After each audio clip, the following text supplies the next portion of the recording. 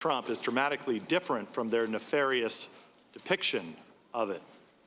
What it actually shows is a pleasant exchange between two leaders who discuss mutual cooperation over a range of issues. The Democrats claim this call demonstrates extortion, bribery, and a host of other monstrous crimes being committed against President Zelensky. Yet President Zelensky himself insists there was nothing improper whatsoever about the conversation. Indeed, the routine nature of the call helps to explain why in this committee's last public hearing, Democrats recited a fictitious version of the call instead of reading the actual transcript. The Democrats depicted the president saying, quote, "I want you to make up dirt on my political opponent, understand? Lots of it, on this and on that," unquote. The transcript did not show President Trump saying anything remotely like that. The president did not ask Ukraine to make up dirt on anyone.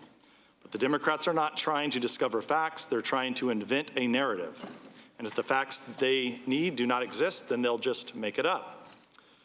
Not only does President Zelensky deny the Democrats' characterization of the call, but as Ambassador Taylor testified to this committee, the Ukrainians did not even know at the time of the call that a temporary delay was put on the security assistance for them.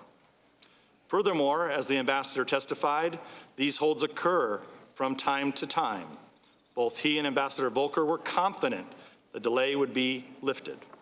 And in fact, military aid to Ukraine has actually substantially improved since President Trump took office.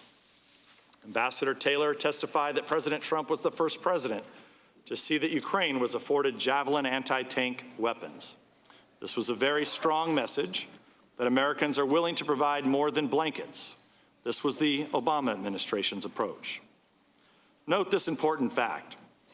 The security assistance was provided to Ukraine without the Ukrainians having done any of the things they were supposedly being blackmailed to do.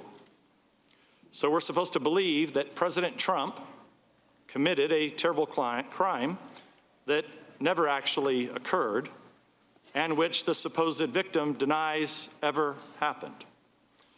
I'd like to briefly speak about the core mistruth at the heart of the Democrats' impeachment drive. They claim the president tried to get the Ukrainians to, quote, manufacture dirt against his political rivals. This is supported by precisely zero evidence. Once again, the Democrats simply made it up.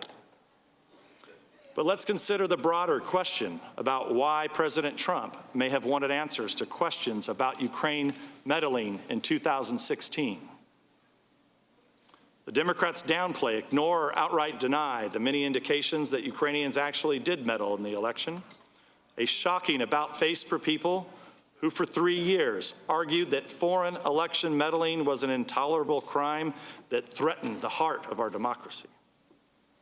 While the brazen suddenness of this U-turn is jarring, this denial is a necessary part of their argument. After all, if there actually were indications of Ukraine election meddling, and if foreign election meddling is a dire threat, then President Trump would have a perfectly good reason for wanting to find out what happened. And since the meddling was aimed against his campaign, he'd have good reason for sending his personal attorney to make inquiries about it. What's strange is that some of the witnesses at these hearings and previous depositions who express alarm about these inquiries were remarkably uninformed about these indications of Ukrainian election meddling and why the president may have been concerned by them. For example, I noted previously, Alexander Chalupa, a former staffer for the Democratic National Committee, admitted to Politico that she worked with officials at the Ukrainian embassy in Washington, D.C. to dig up dirt on the Trump campaign, which she passed on to the DNC and the Hillary Clinton campaign. Chalupa revealed that Ukrainian embassy officials themselves were also working directly with reporters to trade information and leads about the Trump campaign. Ambassador Kent, you didn't seem to be too concerned about it in the last round of questioning, so I'll just skip you because we know that wasn't a concern. But Ambassador Taylor, you testified to this committee that you only recently became aware of reports of this cooperation between Ukrainian embassy officials and Chalupa to undermine the Trump campaign. From your last deposition, is that correct? Mr. Nunes, it is correct that I had not known about this before. I'm just going over your last deposition. That's exactly right. Ambassador. Yep.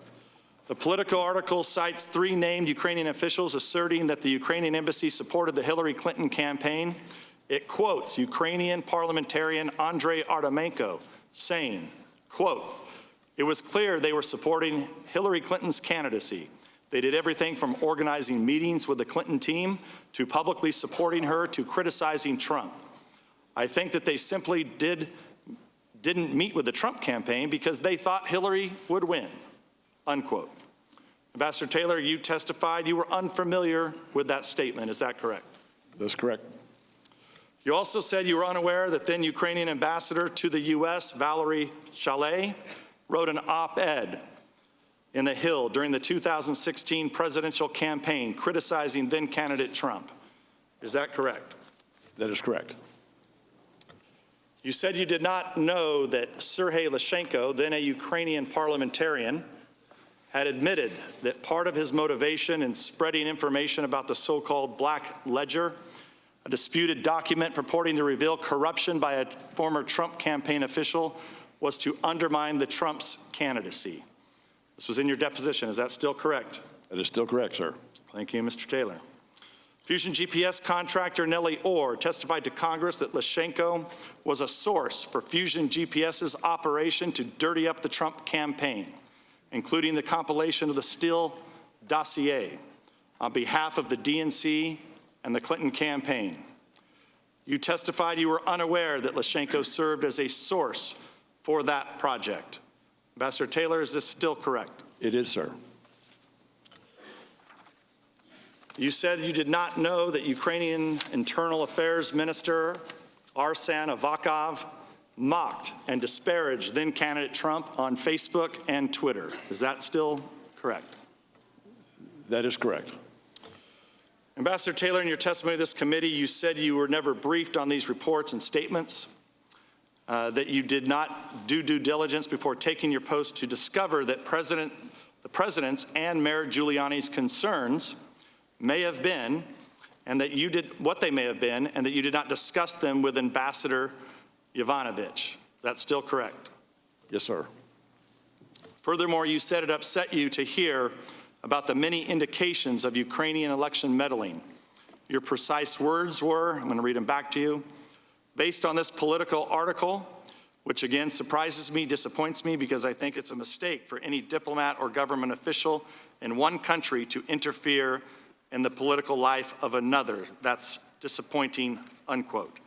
Ambassador Taylor, is that still your testimony? Mr. Nunes, it is. Subsequent to that, I looked into the circumstances for several of the things that you just mentioned. In 2016, candidate Trump had made a statement saying that it was possible that he would allow Crimea to go back to Russia. He expressed the sentiment or the opinion that it was possible that Crimea wanted to go back to Russia. What I can tell you, Ms. Nunes, is that that sentiment is amazingly inflammatory to all Ukrainians. So I can understand that. Are you aware during I believe it was the 2012 election when at the time President Obama leaned over on a hot mic to the then Russian president and said that he'd have to wait till after the election? Was that inflammatory to the Ukrainians also? I don't know, sir.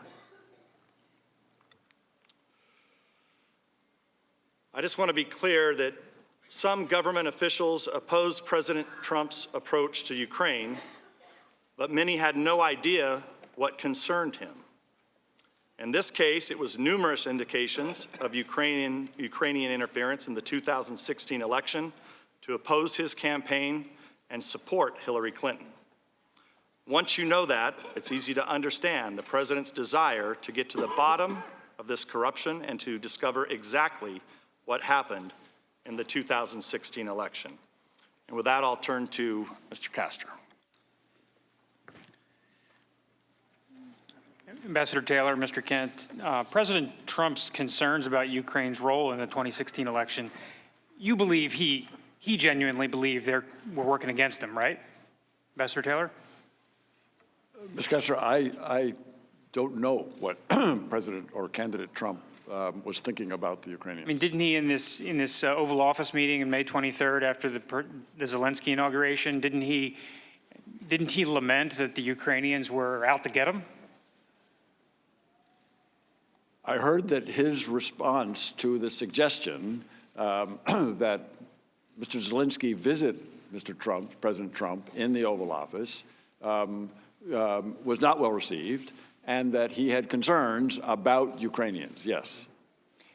But from the president's perspective, if the Ukrainian ambassador to the United States, one of the most influential diplomats, is penning an op-ed, certainly with the okay of President Poroshenko, the DNC consultants are conferring with Ukrainian officials at the embassy. Former Prime Minister Yatsenyuk is saying things on social media.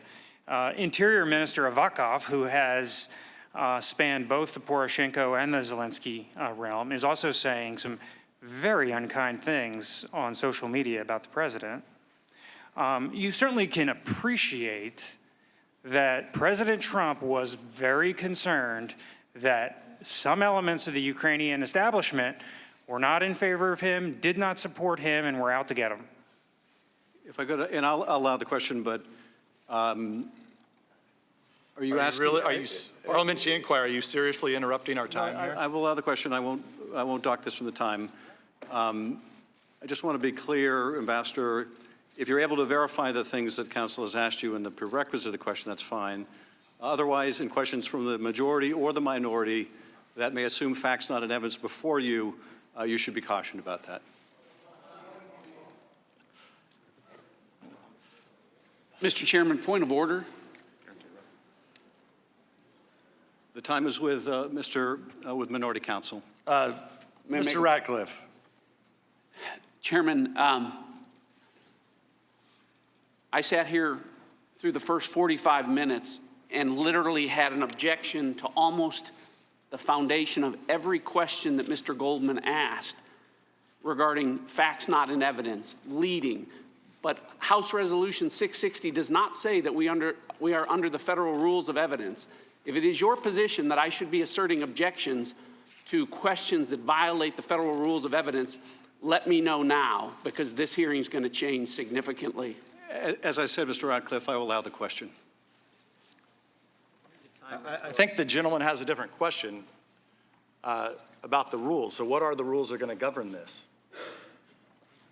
Does the ranking member seek recognition?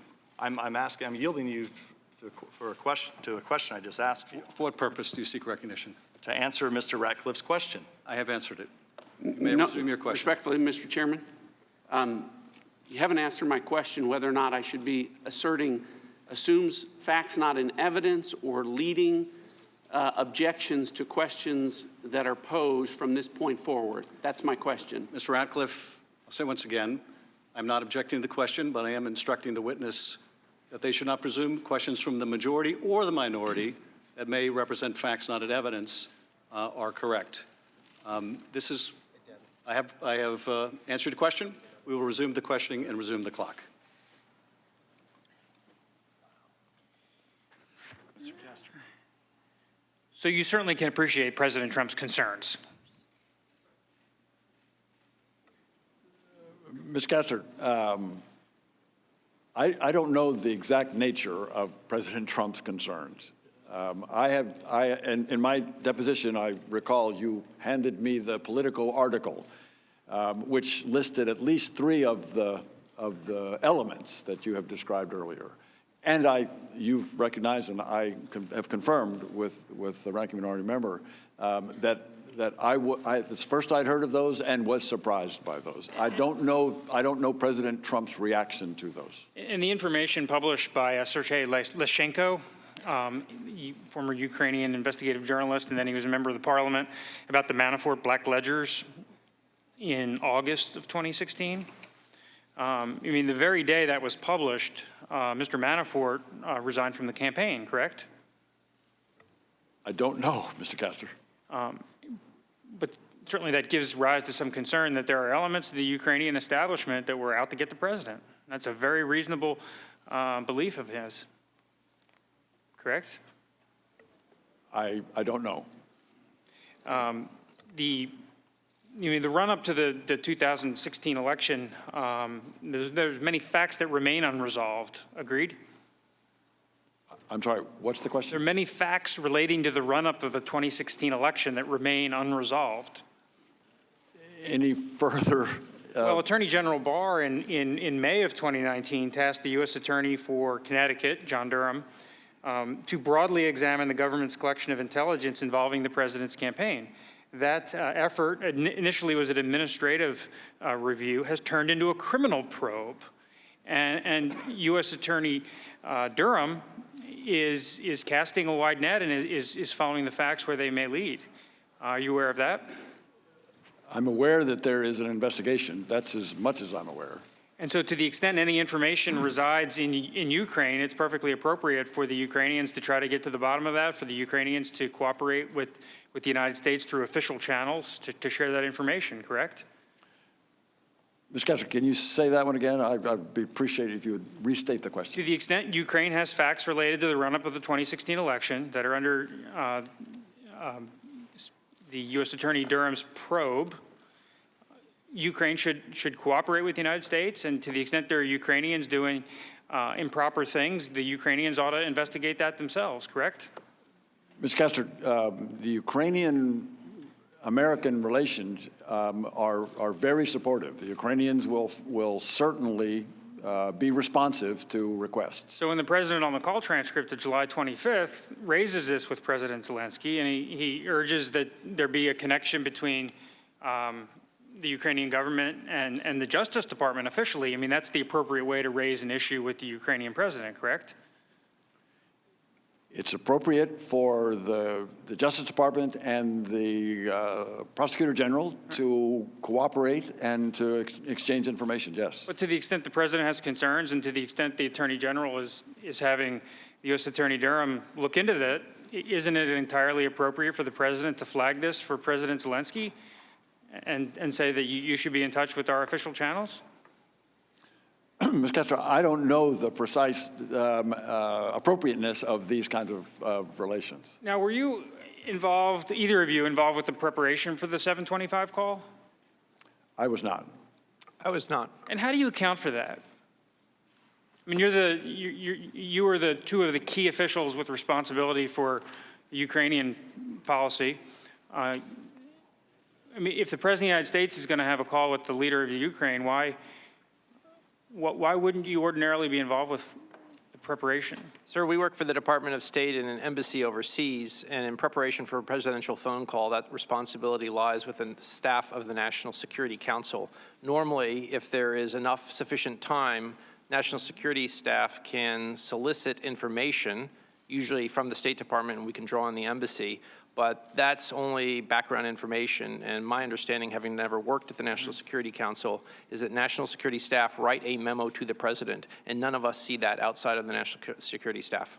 Okay, so the charge or the U.S. ambassador to the country wouldn't ordinarily be on a call with a foreign leader? That's correct. Would not. And did Colonel Vindman or anyone at the National Security Council staff reach out to you, Mr. Kent, in preparation for the call? I was given notification the day before on July 24th, And to the extent I had any role, it was to reach out to the embassy, give them the heads up, and ask them to ensure that the secure communications link in the Office of the President of Ukraine was functional so the call could be patched through from the White House Situation Room. Did you provide any substantive advice to Colonel Vindman about the call and what ought to be the official position? I was not asked, and I did not provide. Okay. Same with you, Ambassador? The same. And the call was scheduled, you know, you testified earlier that the call was on again, off again. And after the July 10th meeting with Ambassador Bolton, the consensus was the call was not going to happen. Is that correct? I would not say that was a consensus. The State Department's position was that a call between the two presidents would be useful. And once Zelensky's party won the first ever absolute majority in parliamentary elections on July 21st, the idea of a congratulatory call made eminent sense from our perspective. Okay, and the call was scheduled. And did you get a readout, Ambassador Taylor, initially from the call? I didn't, Mr. Castor. We all read the statement that the Ukrainians put out. I got a readout several days later from Mr. Morrison, National Security Council. Okay. And how about you, Mr. Kent? I likewise first saw the Ukrainian statement, and I believe the next day, July 26th, which would have been a Friday, I did get a partial readout from Lieutenant Colonel Vindman, yes. Ambassador Taylor, you said that the Ukrainian readout was cryptic. Is that just because it's initially written in Ukrainian and translated to the U.S.? No, it's, as a general rule, both the United States and other countries, including Ukraine, will put out very short summaries that kind of hit the highlights of the discussion, but without going into detail. Okay. And you mentioned it was cryptic.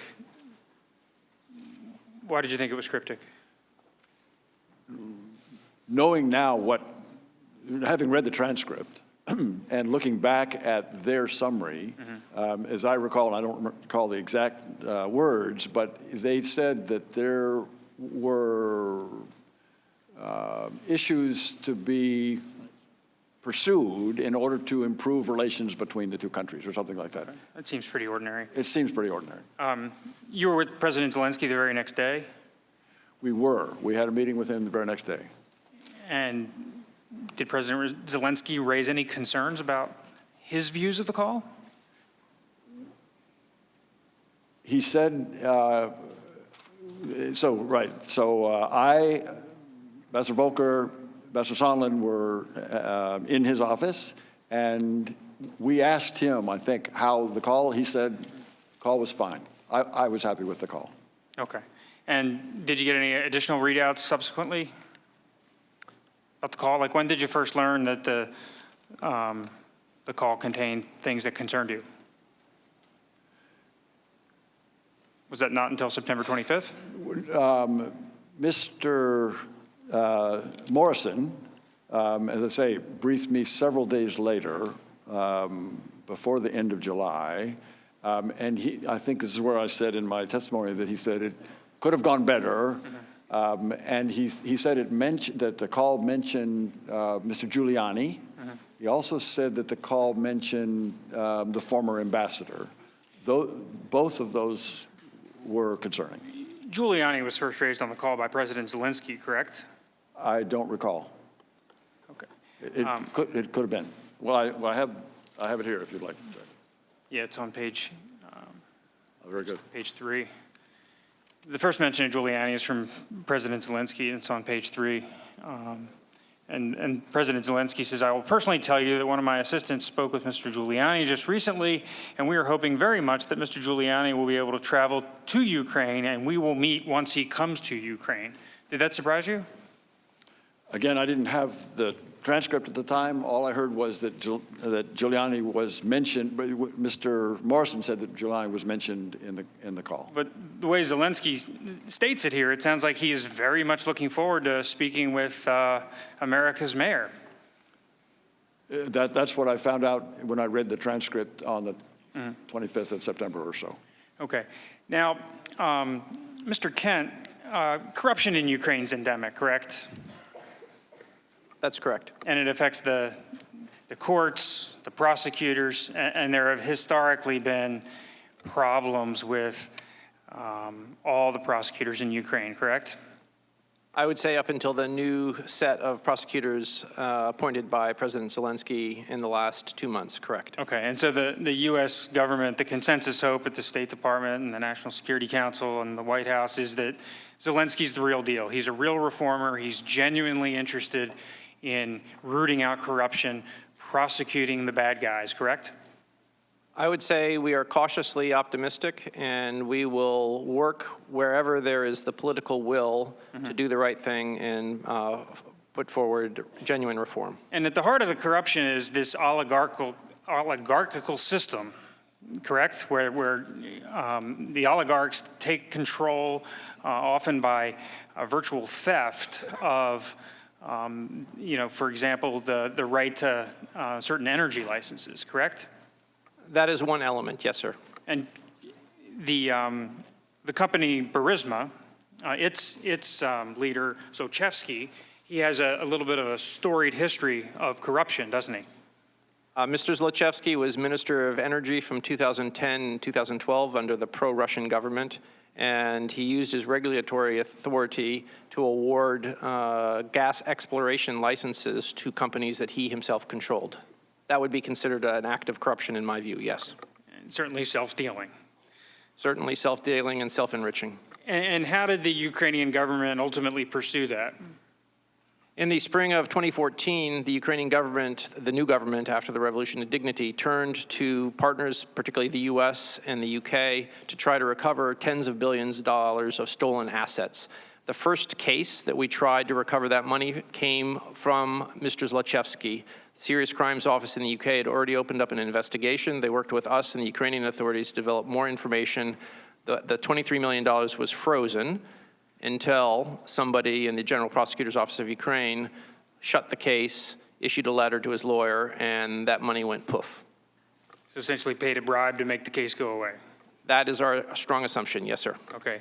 Now, at any point in time, has anyone in the Ukrainian government tried to reinvestigate that, or did those crimes just go unpunished, and was he free to go? Mr. Zlochevsky spent time, as far as I understand, in Moscow and Monaco after he fled Ukraine. We continued to raise as a point of order that because U.S. taxpayer dollars had been used to try to recover frozen assets, that we have a fiduciary responsibility, and we continued to press Ukrainian officials to answer for why alleged corrupt prosecutors had closed a case, and we have, till now, not gotten a satisfactory answer. So, to summarize, we thought that Mykola Zlochevsky had stolen money. We thought a prosecutor had taken a bribe to shut the case, and those were our main concerns. And are you in favor of that matter being fully investigated and prosecuted? I think since U.S. taxpayer dollars were wasted, I would love to see the Ukrainian Prosecutor General's office find who the corrupt prosecutor was that took the bribe and how much it was paid. And that's what I said to the Deputy Prosecutor General on February 3rd, 2015. But in addition to prosecuting the person that took the bribes, shouldn't the organization or individual that sponsored the bribes be prosecuted? I would agree that the Ukrainian law authorities should uphold the rule of law and hold people account for breaking Ukrainian law. So this company, Burisma, involved in lots of criminal activity, correct? I do not know that. But over the years, it's been involved in a number of questionable dealings, correct? I would say that it's the largest private gas producer in the country, and its business reputation is mixed. So to the extent a new regime is coming in under President Zelensky, it certainly would be fair for the new prosecutor, a genuine prosecutor, to re-examine old crimes that hadn't sufficiently been brought to justice, right? I believe that the new Prosecutor General, Ruslan Rybashapka, made a statement to that end that they would be reviewing past cases. But keep in mind, this is a country where those that commit crimes generally never get held to account, so there's a lot to review. Okay, now this, the bribe was paid in what year? To the best of my knowledge, the case against Zlochevsky, the former minister, was shut down December of 2014. Okay. And right around that time, Burisma starts adding officials to its board. Is that correct? Understanding is, yes, that Zlochevsky invited a series of new individuals to join the board in 2014. And do you know what his strategy was in adding officials to his board? I have never met Mr. Zlochevsky. Okay. And who are some of the folks he added to the board? The most prominent person he added to the board was the former president of Poland, Aleksander Kwaśniewski. And anyone else? There were a number of others, including some Americans, and the most prominent one in this context is Hunter Biden. Okay, so Hunter Biden's added to the board of Burisma. Now, do you think that creates a problem that Burisma may be adding people to its board for protection purposes? Sir, I work for the government. I don't work in the corporate sector, and so I believe that companies build their boards with a variety of reasons, not only to promote their business plans. Was Hunter Biden a corporate governance expert? I have no idea what Hunter Biden studied at university or what his CV says. Like, is he the Jeffrey Sonnenfeld of the Ukraine? I have no awareness or knowledge of what his background was and what he may have done on the board of Burisma. So you don't know whether he has any business experience in Ukraine prior to joining Burisma's board? I've heard nothing about prior experience. Okay. No. Do you know if he speaks Ukrainian? I do not. Do you know if he possesses any other element other than the fact that he is the son of, at the time, the sitting vice president? I do not. Okay. Ambassador Taylor, do you know whether Hunter Biden offers anything other than the fact that his dad's the former vice president? I don't. Or at the time was the vice president? I have no knowledge of Hunter Biden. But you would agree it raises questions, right? He was getting paid, I think, $50,000 a month to sit on the board. Did you know if he relocated to Ukraine? I'm sorry, Mr. Castor, say again? Do you know if Hunter Biden relocated to Ukraine? No knowledge. Do you know, Mr. Kent? Again, no knowledge. Okay. So he's getting paid $50,000 a month, but we don't know whether he had any experience, he had any, he spoke the language, or whether he moved to Ukraine, correct? Correct. Now, at this time, Vice President Biden was taking a specific interest in Ukraine, wasn't he? He was. And could you tell us about that? I believe while he was vice president, he made a total of 6 visits to Ukraine. One may have been during the old regime, Yanukovych, and that would make 5 visits after the Revolution of Dignity, which started February of 2014. Okay, and you were the DCM, the Deputy Chief of Mission at the time, correct? Starting in 2015, yes. Okay, and did Vice President Biden come when you were at post? He did not. I came back for Ukrainian language training, and so I missed several visits. Now, you've seen Vice President Biden's, he's sort of given a speech, and he's, a little folksy about how he went into Ukraine and he told the Ukrainians that if they don't fire the prosecutor, they're going to lose their $1 billion in loan guarantees. You've seen that, correct? I have. I think it was a speech at the Council of Foreign Relations in January 2018. Right. And he also said that he's been there, to Ukraine 13 times. Do you know if that's accurate? To the best of my knowledge, when he was vice president, he made 6 visits. And did the State Department ever express any concerns to the Vice President's office that the Vice President's role at the time in engaging on Ukraine presented any issues? No, the vice president's role was critically important. It was top cover to help us pursue our policy agenda. Okay, but given Hunter Biden's role in Burisma's board of directors, at some point you testified in your deposition that you expressed some concern to the vice president's office. Is that correct? That is correct. And what did they do about that concern that you expressed? I have no idea. I reported my concern to the office of the vice president. Okay, and that was the end of it? Nobody? Sir, you would have to ask people who worked in the office of the vice president during 2015. But after you expressed the concern of a perceived conflict of interest at the least, the vice president's engagement in Ukraine didn't decrease, did it? Correct, because the vice president was promoting U.S. policy objectives in Ukraine. And Hunter Biden's role on the board of Burisma didn't cease, did it?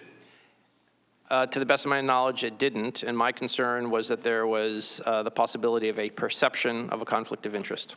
Now, Ambassador Taylor, I want to turn to the a discussion of the irregular channel you described. And in fairness, this irregular channel of diplomacy, it's not as outlandish as it could be. Is that correct?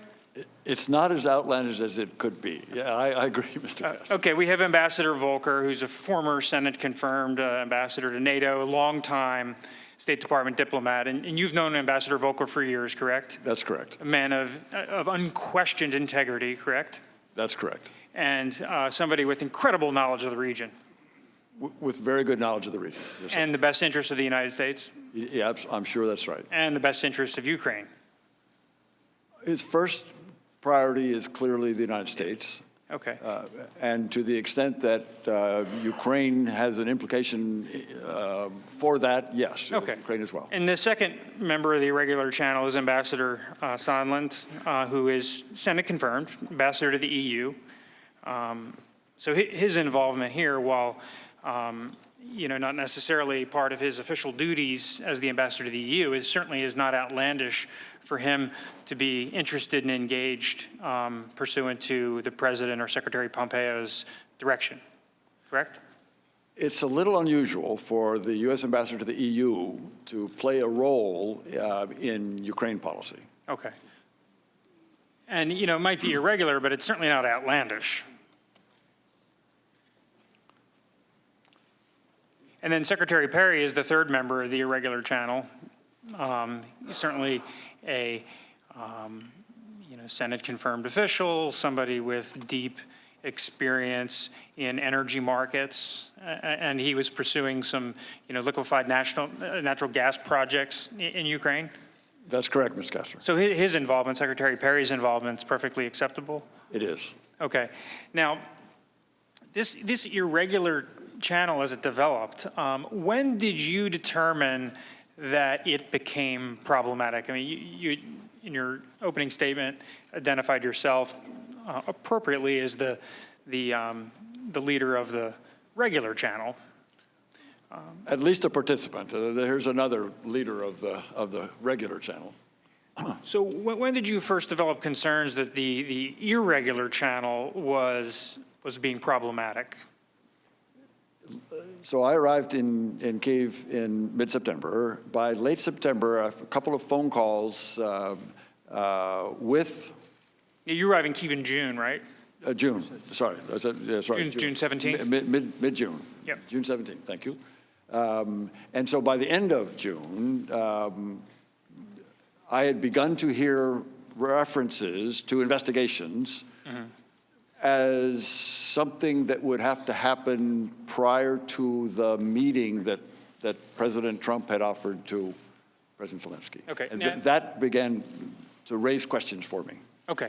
Now you've known Ambassador Volker, and you've certainly have a reason to know Ambassador Sondland. What did you do at this point, or did you ever try to wrest control of the irregular channel? I didn't try to wrest control of the irregular channel, do that. At the time when I... Why not? Why not, though, if you have these concerns? Because, Mr. Castor, at the time, as Ambassador Kent, no, Deputy Assistant Secretary Kent testified, both channels were interested in having a meeting between President Zelensky and President Trump. So there's no reason to kind of wrest control if we're going in the same direction. But at some point, you developed concerns. I mean, your opening statement is here. I mean, you're the impeachment witness number one, and you're number two, Mr. Kent. For the case impeaching the President of the United States because of the concerns you've testified about the irregular channel, correct? I was concerned when the irregular channel appeared to be going against the irregular channel was going against the overall direction of and purpose of the regular channel. So and as yes. I understand the record, however, when you arrived in Ukraine, you had the support of the Secretary and the Secretary's top advisor, Counselor Ulrich Breckbuhl, correct? That is correct. And they assured you that if you had any concerns, you would be able to contact them, and they would have your back. That is correct. And you knew going in that the Rudy Giuliani element presented some complexities, correct? I was concerned about Rudy Giuliani's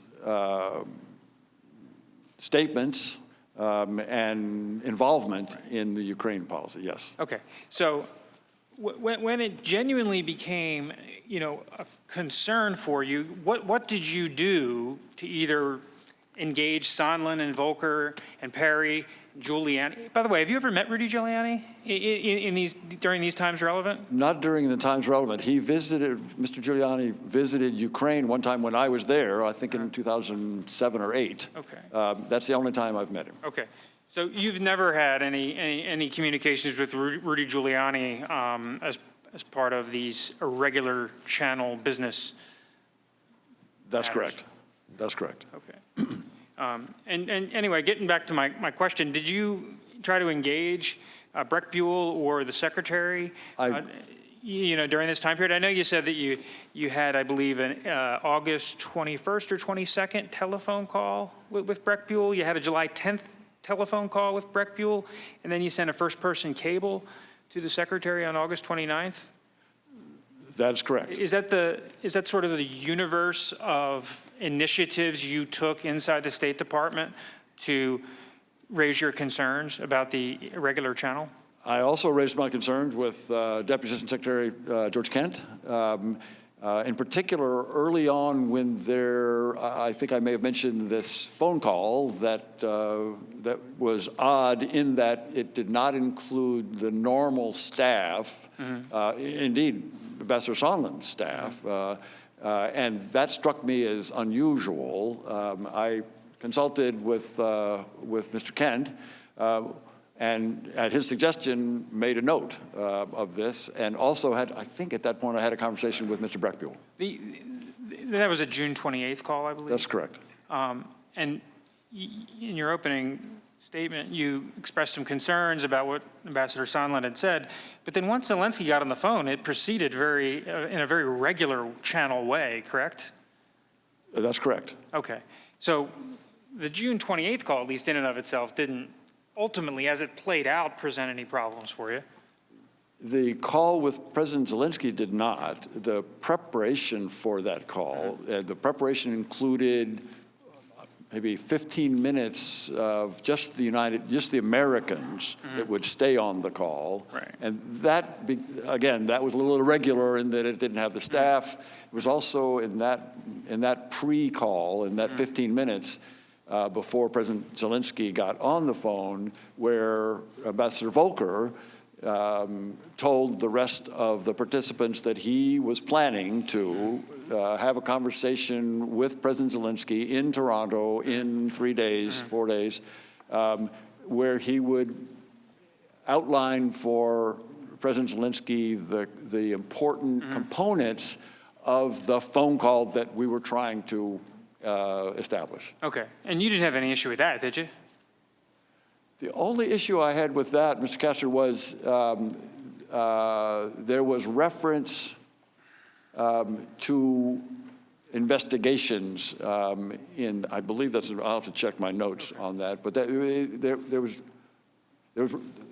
raised issues for me that I didn't understand what Ambassador Volker had in mind that he was specifically going to raise with Mr. Zelensky. That was a little bit of a concern. Okay. I mean, the president's expressed his, interest in certain investigations, certainly relating to the 2016 election and relating to this corrupt Burisma outfit. So that wasn't inconsistent with the president's message, right?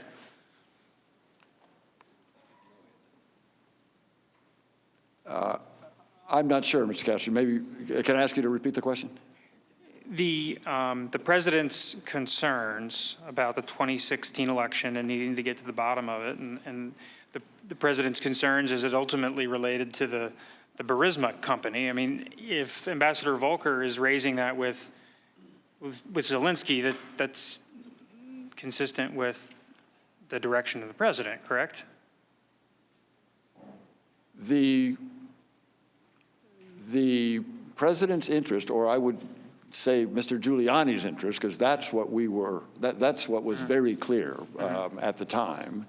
Mr. Giuliani's interest in pursuing these investigations was of concern, but Yeah, by the way, do you know how many times Volcker met with Giuliani? I don't. How many would you guess? Is it, like, was he talking to him all the time or meeting with him all the time? Mr. Castor, I don't know. Okay. From his, at his deposition, he told us just once. And, he texted back and forth with the mayor. And it had a call or two, but it wasn't a pervasive engagement for Ambassador Volcker. Were you aware of that? I was not aware. I was aware of one breakfast, I think, but that's the only one that I was aware of. And Mr. Kent, before my time expires, I want to circle back to the company of Burisma. And you testified at your deposition that there was an instance where USAID had engaged with Burisma in possibly sponsoring a program, and you took issue with that and recommended USAID to pull back from that. Could you tell us about that? So I became aware in the summer, I believe, of 2016 that as a part of what I recall was a clean energy awareness campaign, the part of the USAID mission that worked on economics and governance, including energy, had sponsored some sort of contest for young Ukrainians to come up with a theme, and there was a prize. I believe it may have been a camera. And they had co-sponsored, and with public-private partnership being a buzzword, having a co-sponsorship with Burisma. Given the past history of our interest in recovering stolen assets from Zlochevsky, it was my view that it was inappropriate for the embassy to be co-sponsoring a contest with Burisma. I raised that with the mission director at the embassy. She agreed, and the USAID mission kept the contest but dropped the public-private partnership sponsorship. The time of the gentleman has expired.